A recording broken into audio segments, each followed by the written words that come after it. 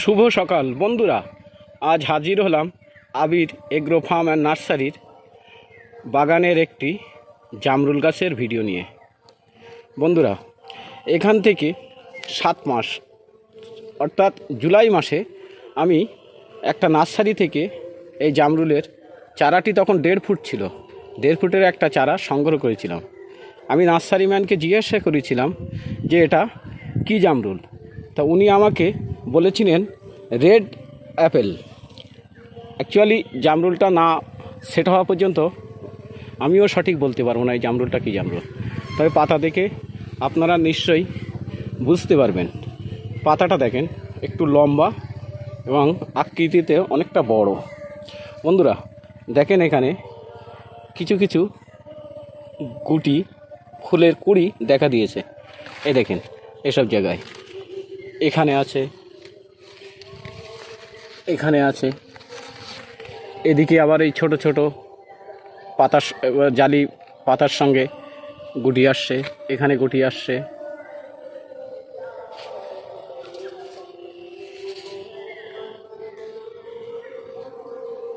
দেখেন এখানে।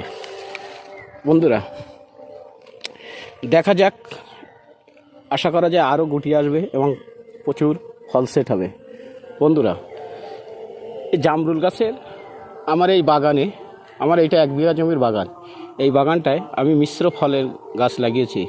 এখানে বিভিন্ন রকম কমলা, আম, মৌসুম্বি, মালটা, গোল্ডেন 8 পেয়ারা, অল্প কিছু ওডিসি 3 এবং কিছু জামরুলের চারাও লাগানো আছে।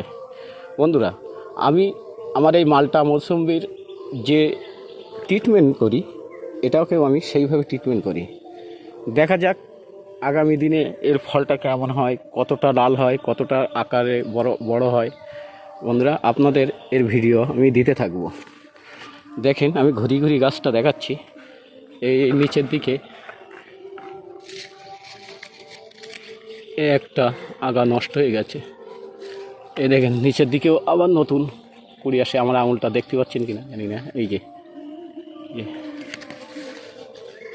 বন্ধুরা, এর সঙ্গে আমি আর একটা জামরুল গাছের ভিডিও আপনাদের দেখাচ্ছি। এই একটা ছোট্ট চারা, এখনও দেখেন এই কতটুকু চারা, ওই একই সঙ্গে আনা, কিন্তু এই যে এই চারাটা আমার একটু ছায়া জায়গায় বসানো, তবু এই দেখেন এখানেও ফুলের কুড়ি এসছে। বন্ধুরা, এইটা লং গ্রিন বলে দিয়েছিল, যাই হোক এটাও যাক। বন্ধুরা, এখানে ভিডিওটা সমাপ্ত করছি। সবাই ভালো থাকবেন।